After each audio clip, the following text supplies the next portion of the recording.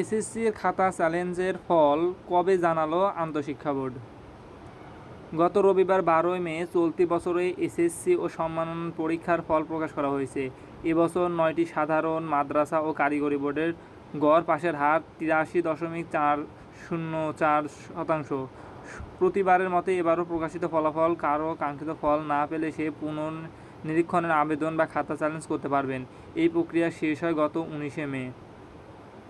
এবছর ফল পুনর্নিরীক্ষণের রেজাল্ট কবে জানা যাবে এমন প্রশ্নের উত্তরে ঢাকা মাধ্যমিক ও উচ্চ মাধ্যমিক শিক্ষা বোর্ডের চেয়ারম্যান অধ্যাপক তপন কুমার দ্য ডেইলি ক্যাম্পাসকে জানান, নীতিমালা অনুযায়ী ফলাফল প্রকাশের 30 দিনের মধ্যে ফল পুনর্নিরীক্ষণ প্রক্রিয়া সম্পন্ন করতে হয়।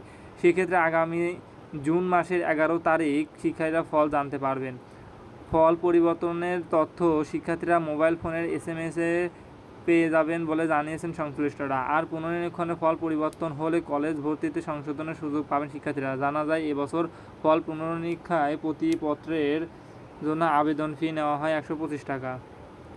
তো যারা এসএসসি পরীক্ষা দিছো তাদের রেজাল্টে যারা তোমরা চ্যালেঞ্জ করেছিলে খাতা, সেইটার জন্য তোমরা আর কিছুদিন অপেক্ষা করো।